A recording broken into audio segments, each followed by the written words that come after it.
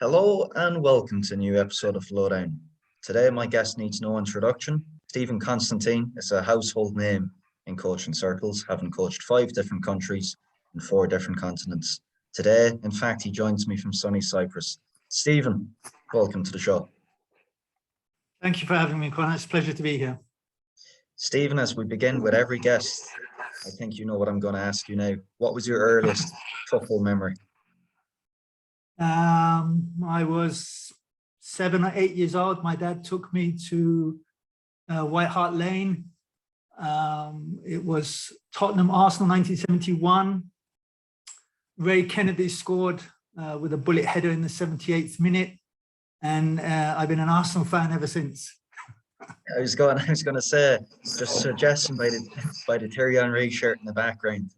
Yeah. I thought you may have switched allegiances. No, I was never a Tottenham fan. And where did this urge come from yourself at a young age to go and travel and leave on your coaching odyssey when it really wasn't a done thing? Look, not to plug the book or anything, but my childhood was complicated. The only thing I ever remember wanting to do was play football, and played in the back garden, smashed quite a few windows. But I didn't plan it, is what I'm trying to say. I left home when I was 16. And I think the only thing that kept me on the straight and narrow was this blind obsession to play football, or be a football player, be professional. And then, I remember one time I had just signed with the Pennsylvania Stoners in the American Soccer League. Way back when, I had Jeff Tipping, Solomon Kingston, and a lad called Michael, who was US guy. And I, as the youngest player on that team, was forced to go and coach the kids in these camps. So it would be a Pennsylvania Stoners camp, and they would send one of the players to go and, juggle a football or something. And I hated it to begin with, all these little kids running around screaming, and, it was chaos. But after a couple of weeks of being forced against my will to go to these camps, I realized that, well, hang on, I can make that little kid at 5 years old pass the ball. Now, I can teach him how to get away from the other guy. That I think stayed with me to when I went on to play and what have you. And I think I did my first badge when I was 25 or 26 in the US. I was always going to be a coach afterwards. So yeah, but absolutely not planned. And there's something to be at there, because, when we speak to people on this podcast, typically it's not really a journey that they're on with a specified destination in mind, but it's more or less a call to adventure. And as you said there in your own words, Stephen, just a blind obsession for the game of football. Yeah. And I still have that. I still, all I talk about, all I think about is where am I going to go next? How are we going to play? What league I'm in? What country I'm in? And as long as clubs and teams want me, then it's great. And I suppose, there's real few alternatives as to why a boy from the north end of London ends up in Nepal and his real first coaching adventure with some encounters with the Crown Prince to boot. Oh my God. Yeah, look, honestly, again, we wrote a book about 4 years ago, From Delhi to the Den.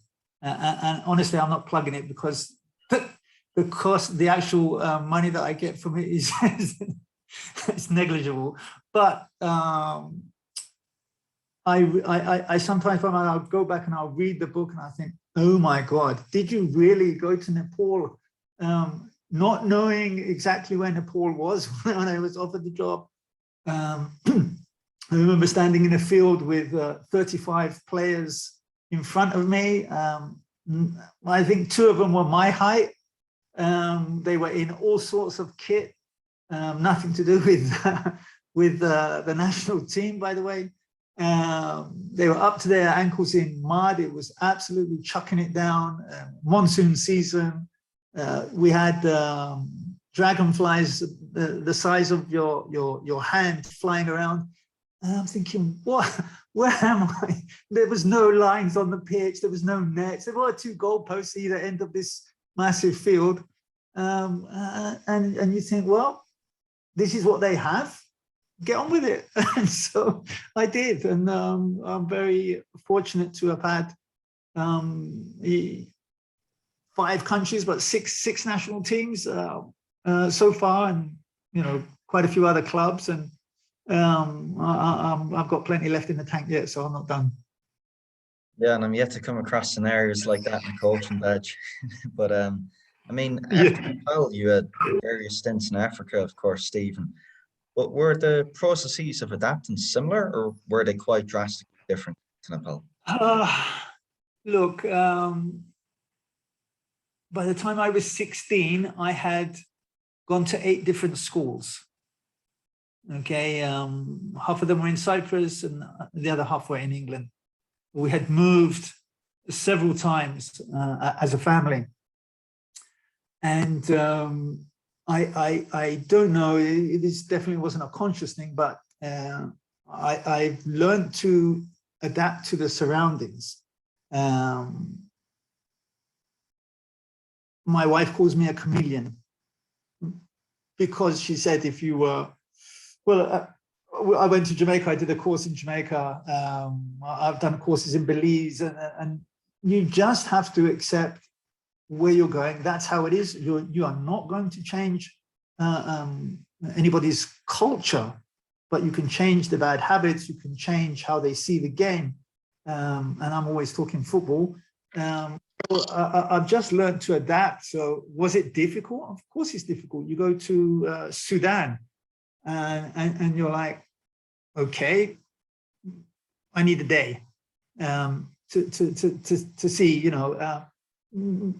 before I went to Sudan, obviously it was a really bad time for them. They had the civil war was about to break out. We had the problems in Darfur, in South Sudan, and I went to South Sudan as well. And I think if more people had the opportunity to go to some of these places that I have been, they would be kissing the tarmac when they come back to any airport in the West, and understand how lucky they are. But you don't get to see that. I mean, I went to North Korea. I had a great time in North Korea. I was not harassed. I was followed, but that's part of the course. The people were very, very kind towards me. They took me around the town. They allowed me to take pictures. And so it's you can't deal with the political or the religious side of what's going on in the countries. I'm all about football. I don't care about any of the other stuff. So if you bring me, you know that you're going to get somebody who's going to focus on football, and I'm not going to turn around and start screaming about human rights and what happens here and that's not my job. And I know that sounds a little dismissive of people who are in those roles. That's their job. It's not my job. I'm there to try and help people play football or coach football. So, and I'm very conscious of that. So I don't get involved in the other stuff that goes on. Yes, and it's quite pertinent given that what we were discussing off camera not so long ago, Stephen, about, we see a lot of coaches getting into the game nowadays, and we're, myself included, really. I find myself at times drowning in the noise, in the age of information, when in reality, there should be a lot more emphasis, right, placed on these early life experiences, going out there and, developing those soft skills. Well, look, you're talking, look, I've done all my badges in the US, apart from the pro licensing. And I've done all my badges in England. And I've learned something on every single course that I've done. And I've learned something on every single course I've delivered. And I've delivered hundreds of courses over 23 years for FIFA.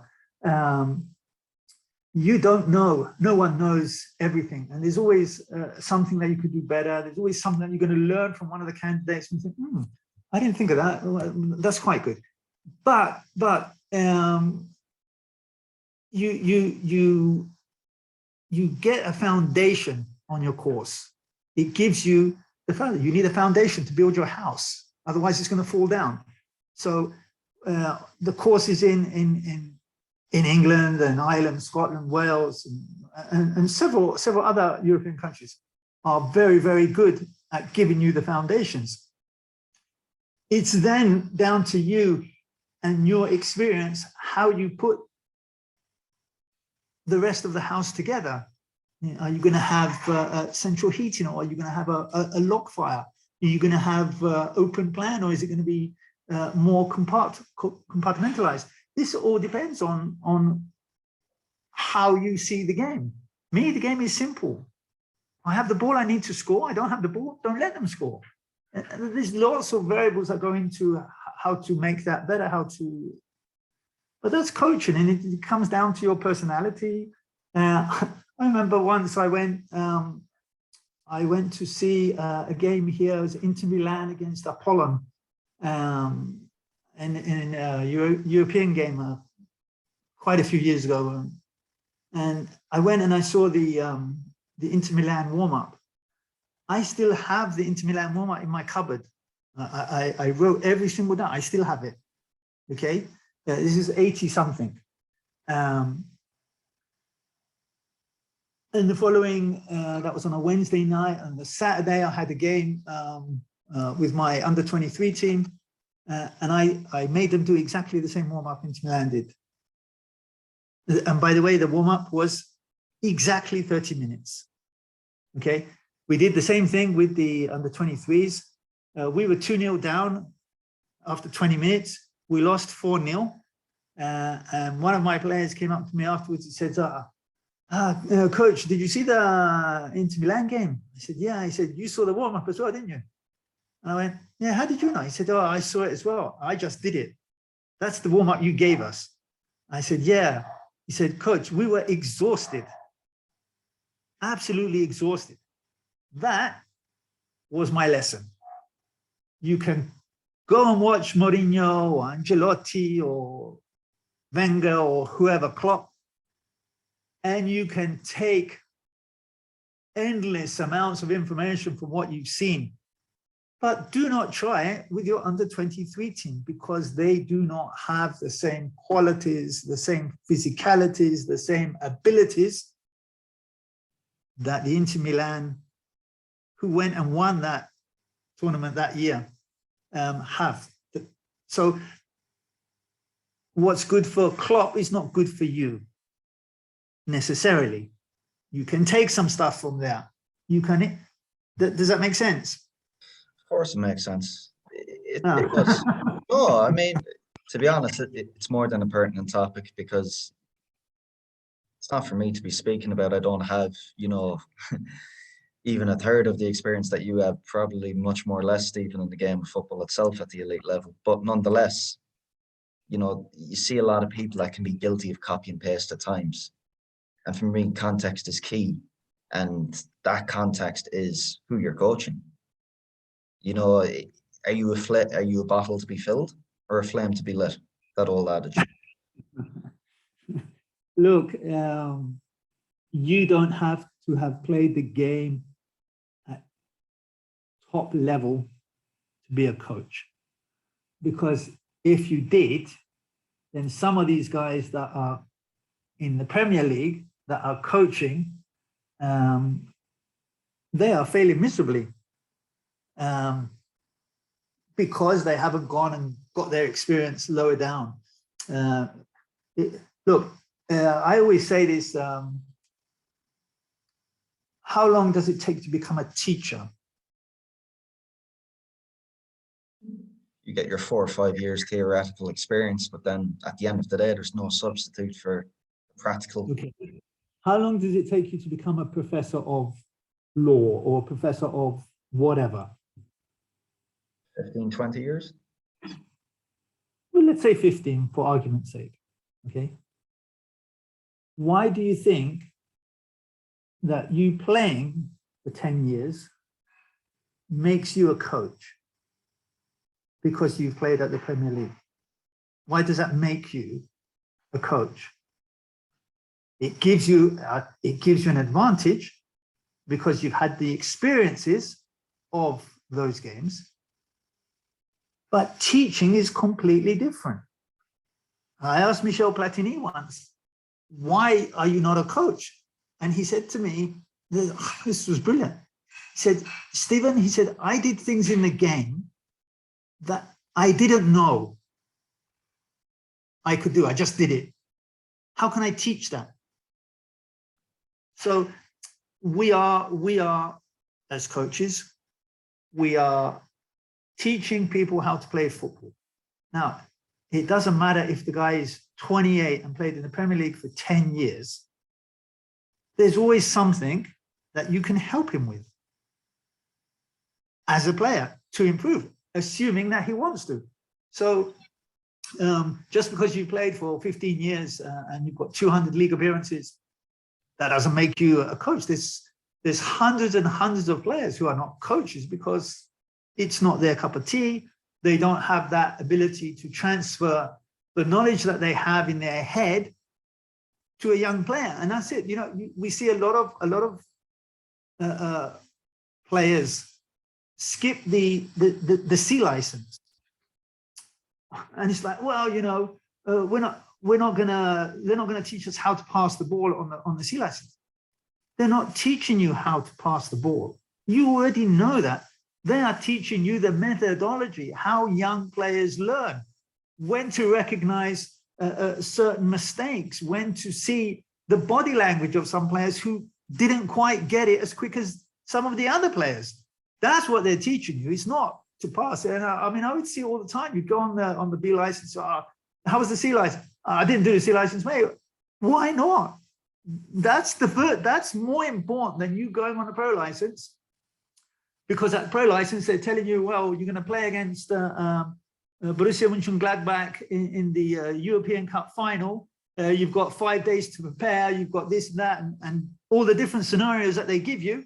You know that, but can you teach a 14-year-old or a 15-year-old how to turn with the ball? Can you do the Cruyff turn the right way? Okay, these are the things that you miss when you don't do your C license and you get fast tracked. It's ridiculous. They're missing the best part, or the most important part. I think if we were to give this podcast a theme thus far, Stephen, it's very much navigate and change. And that's something the current cohort of coaches coming through will have to do, and they will have to overcome, something which you've done countless times in your own career. And a career highlight for yourself to touch upon would have been the 18 months you would have spent in India most recently as national team coach.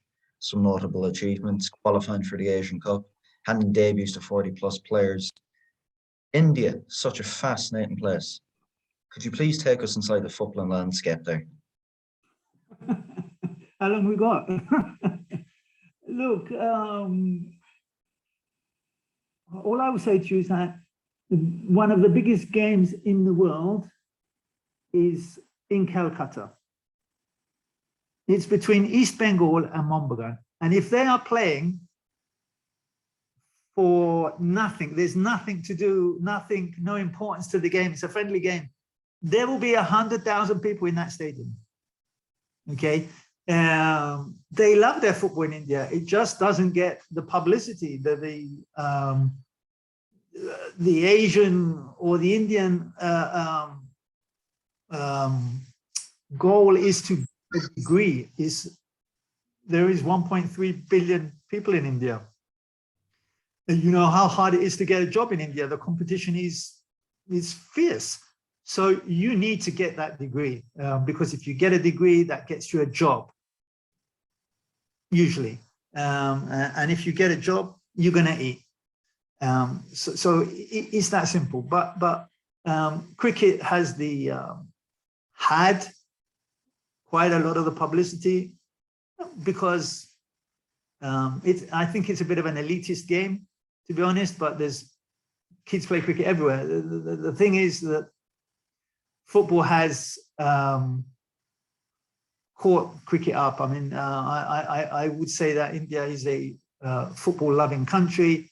Have they got it right? Not quite at the moment. They still have things that they can do. And we have the Indian Super League, which is an 11-team league. And then you have, I think it's 12 teams in the I-League, which is considered the second division, mainly because the Indian Super League has, on the whole, the better quality player in the league. There's more money, there's more exposure, and what have you. But yeah, look, taking India to the Asian Cup in 2019 on a 4-year plan was special, and yeah, it was. I mean, that's the short version that I can give you. But they do love their football there. It is growing, and hopefully it continues to grow. For me, though, to kind of expand upon that, Stephen, I know you were quite a prominent voice in lobbying for change at a more, I suppose, not government level, but ministerial level, so to speak, about how the sport was perceived over there as to how you guys could improve structures. For me, was that time in India, those 18 months, were they emotionally draining to being, sorry? It was 4 years. It wasn't, it was 4 years, not 18 months. Oh, 4 years, apologies. 2015, when I arrived, we were 176. And that was the second time. I also did from 2002 to 2005 in India, so 7 years in total. What I wanted to get at was, you're a national team manager. Your job is largely focused on performance and results. How emotionally draining is it really to kind of balance both on and off the pitch in terms of lobbying for development, lobbying for change, but obviously being tasked with performances in the night? I honestly don't separate them. When I say that, we're talking India, or we could say in Rwanda, because I did the same thing. Or if I go to a club tomorrow in England, and if there is something that can be done to improve the situation, maybe it's the training ground, maybe it's the analysis department, or I'm going to try and improve it. I feel that you have brought me in to make a difference, and I will, but you've got to let me do that. In India, when I went in 2015, the president said to me, "Oh, coach, we're thinking about 2026 World Cup." And I said, "Why don't you think about 2019 Asian Cup? We have to regularly appear in the Asian Cup. And I think if we can do that 2 or 3 times consistently, then you can start thinking about the World Cup. We're not going to the World Cup. 4 teams from Asia go to the World Cup. And they're going to be Australia, Iran, Japan, South Korea, Saudi maybe, and then maybe throw in, Iraq maybe, although they haven't done so recently, but there are teams that they are going to be there. And why? Because they're always qualifying for the Asian Cup. So our goal has to be Asian Cup. How are we going to do that? Okay, well, we need to do something. We need GPSs. How much are they? About 2,000 quid if the quality ones. Yeah, but can we get a cheaper one? Yeah, we can get a cheaper one. We'll try and get a cheaper one. We'll try and get some deals. And okay, but you see, the willingness to do it, that you don't always get that when you go to clubs. Some people are set. Some people don't want to do this. They don't want to do that. But if I see it's going to help, and it's going to help me, it's going to help the team, we are more efficient, we are more productive, then let's do it. I had a free hand, and they let me bring the staff that we needed. The players were unbelievable in receiving the information. Of course, you're going to have some, normally you're going to have some bad moments until it gets better, but you've got to like trust the process. I've done this a few times before, quite a few different countries at club level and national team level. Again, I don't claim to be the superstar coach, but it works. My methodology works. I'm very much into the holistic approach because everything matters for me. How they eat, how they sleep, how they train. You know, we had in India, we had some unbelievable people working that the physio, the masseurs, they were brilliant. We didn't have a muscle injury in 4 years. I mean, this is partly because we had Danny Deegan leading the sports science department, and a guy called Gigi, who was our physio, who kept the best players on the field at the right time. And you know, it's when you've got that kind of support, and as I said, the willingness of the Indian player to learn, they're like sponges. And I'm not in England. It's a bit different. I would say in the Western countries, and I go to the States and we've coached the life out of them by the time they're 21. They have had maybe 8 or 9 different coaches. Don't do this, don't do that, don't do this, don't do that. Don't. And in the end, they become robots. And I think that's what we're missing at the younger age groups is let them play. Let them play, let them make the mistakes. They make the mistake, there, you've got a coaching opportunity. If you keep telling them not to do it, and I mean, you go and watch academy games in England. Don't do this. Oh, pull it right. Oh, pull it left. Oh, but it's like watching a puppet show. And the two coaches are competing. Who's the loudest?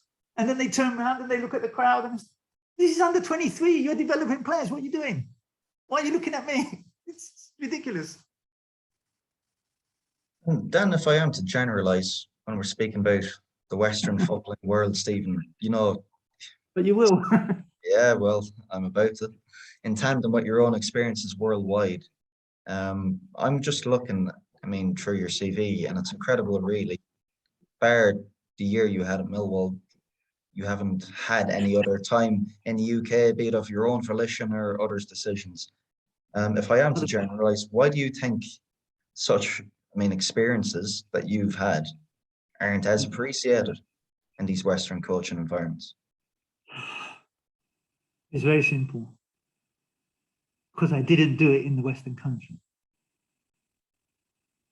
Do you think that's good enough now in 2022 as an answer? I didn't say it was good enough, but that's how it is. Oh, you in India? Oh, I'll give you an example. I mentioned no names, club or person. Coach in League One. There was an opportunity for me to go as his assistant, which I thought, okay, interesting. He says to me, so where was your last job then, Stephen? I said, in India. India? Do they play football in India? And I says to him, the game had just finished, so we were in his office after the game. I think his team had lost. And I said to him, how many people were at the game today? Oh, I said it was quite a good crowd today. We had about 4,000. I said, I had 15,000 watch me at training. And he went, what? Yeah, 15,000 at training. If we didn't shut the doors, it would have been 55,000 watching the training. And you're telling me, do they play football in India? Yeah, have a nice day. It's because you haven't done it in a top 15, top 16 league in Europe. It doesn't really count. or they don't really give it the respect that it deserves. And I honestly believe that, and I've had many people tell me that. I've also been the token interview. I went to one interview. The guy said to me, "I'll give you 40 minutes." 2.5 hours later, I'm still there. I had gone through coach education, sports. They had no clue what sports science was. They absolutely no clue. Okay, and this was a League One team in England, going back a few years, admittedly. And he says, "Oh, you've given me a massive problem." What's that? He says, "Well, I didn't realize that you could be the manager of this team, but," he said, "now I realize you could be. But you didn't give it to me, you gave it to somebody else because it had already been given." So, you know, that brings you on to the other topic of interviews. Are interviews properly done? They need to be properly done in England, but they're not. The job is done, the job is given, in some cases, even before they start the interview process. But that's the way of the world. You can't, and I don't have a problem with that, because if I need a sports science coach, I have 5 or 6 guys in a pool of sports science coaches that I have, and I'm going to go, "Well, Connor, you're first up, mate. This is what the situation is, in or out." And you go to me, "Oh, I mean, I'm not going to interview. I know what Connor can give me. Why am I going to interview 15 other people when I know what I want?" But you have to go through the process. And that means people must apply. You must interview them, even though you know they're not going to get the job. And you go through all that nonsense because we are worried about being fair and proper, supposedly. I don't know how that works. Really just gives further prudence to the fact that, you know, a career as this profession, you know, it's not for the faint-hearted at all. But in spite of all the politicking, managing up, managing down, I mean, when things do click, Stephen, and when you do have teams that are, you know, we could quote unquote call them high performance teams, what are some of the common characteristics that you've noticed throughout your whole career in coaching teams? Look, I think you need to be consistent with what you do. Start at how you mean to finish. I believe, as I said, in the holistic approach, I need everything to be as it should be. And first and foremost is the welfare of the player for me. He needs to be okay. And he needs to be okay on and off the pitch. See, most people see players as somebody who comes to training for 2 hours a day, and then he goes home, and then he comes back the next day, and he gets a load of money to do that. But people don't think about the pressures they're under. They don't think about that if they're lucky, they've got a 10-year working life. They don't think about what that person, be it from UK or from Africa or from Asia, what that person has done to get to that stage. And so I think a word that needs to be understood more from a coaching perspective is empathy to the players. See, I believe that if you sincerely care about your players, and I don't mean the 11, I mean the 25, and then the other kids that come up from the academy, you have an interest in them, that when you do give them the opportunity to play, they will play. And they will play for you, themselves, their families, and whatever, okay? But you need to get into their head. And to get into their head, you need to spend time, lots of time. So I think that is very important to understand, and it doesn't matter. It doesn't matter whether you speak the language or not. People know, people feel that you are genuine and you care. And look, I'm not a soft touch. I don't take any crap from anybody, but I'm fair. I will give you the opportunity. It's up to you to take it. If you take it, brilliant. If you don't, well, then you got to wait for your chance to get it again, or you're going home. That's the nature of the business. But I think for me, this has been the most important thing. And I learned that very early on, that if I had a genuine interest in the, and I do, I mean, you can't fake it.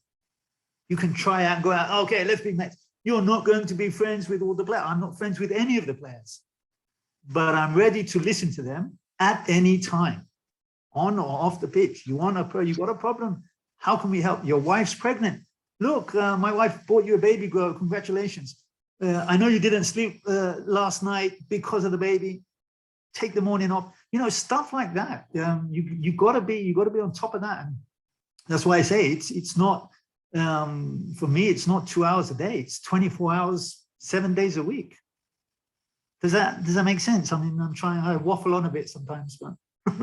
No, it's brilliant, and I think it's fantastic articulation of everything you've achieved to date, and it perfectly links into my next question. Obviously, you're joining me today from Cyprus, waiting for the next opportunity on this carousel, so to speak. But what, in fact, is next for Stephen Constantine? You know what?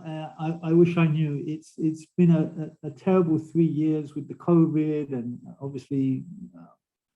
I had last season in Paphos, and I've not been.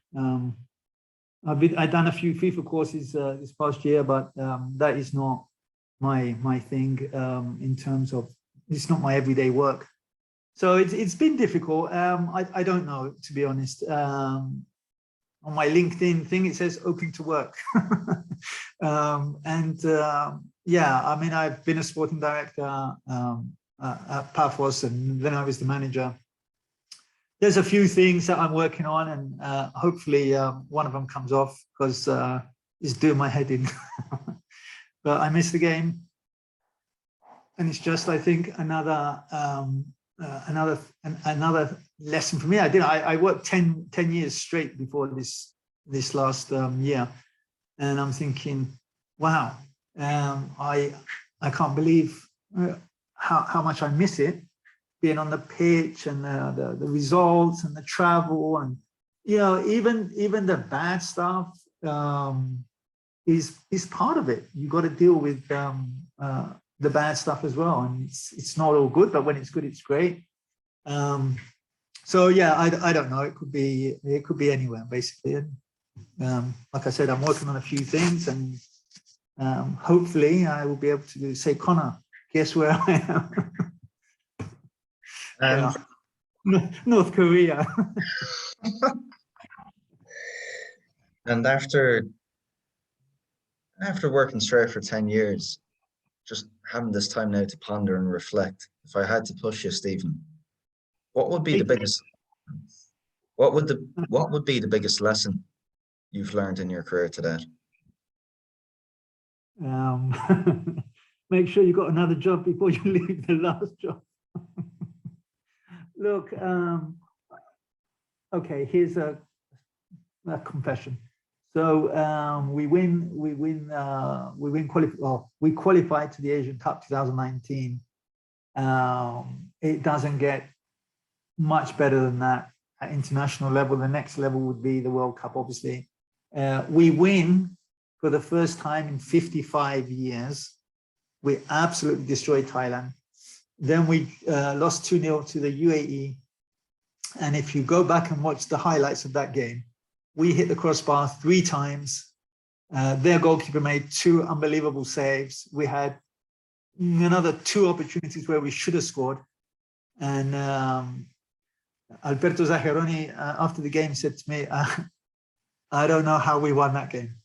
So, and then the third game was against Bahrain, and we needed a draw to go to the last 16. We lost to a 93rd minute penalty. Well, that was a killer, to be honest. It still hurts. But I had decided that I had lived away from my family for 6 years. I was in Rwanda before that, and I was in Greece before that. So then you add the 4 years in India. Every 3 months, I would come back for 2 weeks. So maybe I saw my family in the 4 years for maybe 2 months, 3 months. So I had decided that after we finish the Asian Cup, whatever happens, I'm going to go home and I'm going to take a break and actually reconnect with my wife and my 3 girls. Okay, in that process, then the COVID thing came. So I've been home now for 3 years. Like I said, I worked last season in Cyprus, so I did get a little fix, and FIFA sent me on courses. Obviously not during COVID, but I was in Ethiopia most recently doing a course. So yeah, look, I know I should be reflecting on what happened and how it happened, and all I can think about is where's the next job. I'm not the type to sit home and do nothing, and I don't sit home. I sit home, I watch games, I make presentations, I go through some of my training plans. I watch 2-3 games a day of games that could get me a job. So I'm going to watch Rwanda against Mozambique. Why? Because I was in Rwanda. I was shortlisted for that recently.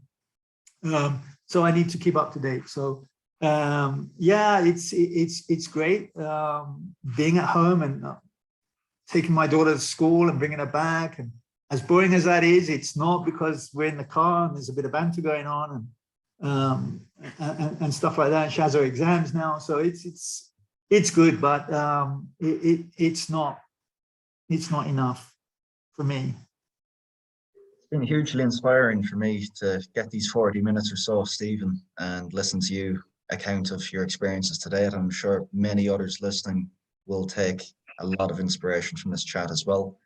For all those people listening, I definitely implore you to go buy Stephen's book, From Delhi to the Den. But before we close, yeah, what is it? Another 60p? 60p yeah. Straight into your back pocket. But before we close, as we do with every guest, what would be the one bit of advice you'd have to give any coaches listening that wish to follow you on your coaching journey? Be yourself. Don't try and be somebody that you're not. I admire lots of coaches, but I don't try to be like them, because I'm not. I can't be. Be yourself. Be honest with yourself. So when you finish the session, you go look in the mirror and say, well, I didn't handle that situation. Have a bit of empathy for your players, because I think if the player feels that you care or you've got his back, he's going to do that a little bit more in the pitch, because he wants to impress you. I mean, and I think the best feeling that you can have for me are giving players their international or their league debuts. And when a player calls you back 10 years later and says, Coach, how are you? I think that's why we do it. Well, that's why I do it. Brilliant. Thank you so much for coming on, Stephen. My pleasure, Conor. Thanks for inviting me.